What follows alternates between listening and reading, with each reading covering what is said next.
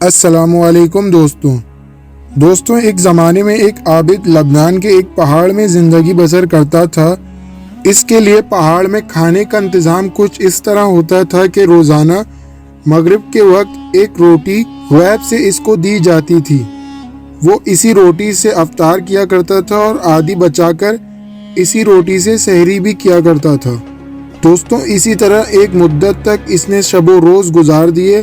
ایک رات اس کے پاس روٹی نہ آئی تو وہ بے چینی سے غذا کا انتظار کرتا رہا۔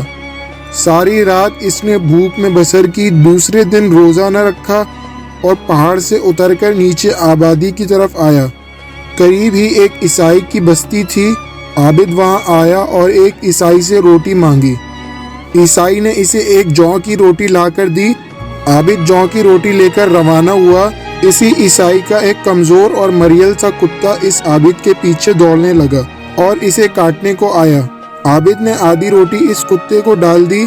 کتے نے وہ روٹی کھا لی اور پھر دوبارہ عابد کو کاٹنے کے لیے دوڑا۔ عابد نے اپنی جان بچانے کی خاطر باقی آدھی روٹی بھی کتے کو ڈال دی۔ کتے نے روٹی کا باقی آدھا ٹکڑا بھی کھا لیا۔ پھر وہ تیسری مرتبہ عابد کو کاٹنے کے لیے دوڑا۔ عابد نے کتے سے کہا، تو بڑا بے حیا ہے، تیرے مالک نے مجھے صرف ایک روٹی دی تھی، وہ میں نے تجھے کھلا دی، پھر بھی تو مجھے کاٹنے کے لیے دوڑ رہا ہے۔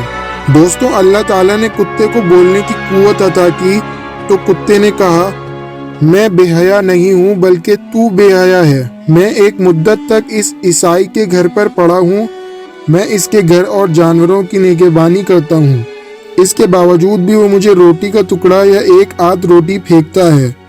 میں اس پر قناعت کر لیتا ہوں اور کئی مرتبہ ایسا بھی ہوا ہے کہ میرے مالک کے کھانے کے لیے کچھ بھی نہیں ہوتا تھا اور اس کے ساتھ مجھے بھی بھوکا رہنا پڑتا تھا۔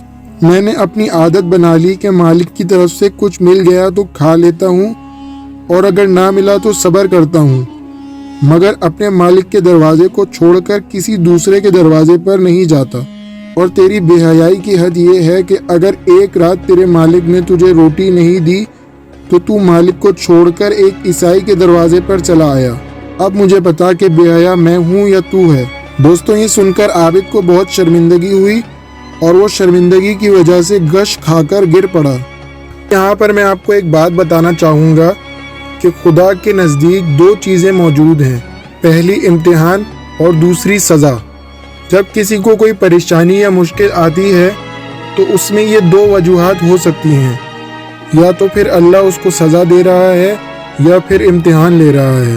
دوستوں سزا انسان کے خود اپنے کرتوتوں کی وجہ سے دی جاتی ہے، اسی لیے اس میں آپ کو اللہ سے شکوہ کرنے کا کوئی حق نہیں۔ دوسرا امتحان ہے، اور یہ بات ہمیشہ یاد رکھیے گا کہ اللہ امتحان اتنا ہی لیتا ہے جتنا انسان برداشت کر سکے، اور اس امتحان کے بعد اللہ اس کو اور ترقی دیتا ہے اور زیادہ مضبوط کر دیتا ہے اور پہلے سے بھی زیادہ انعامات عطا کرتا ہے۔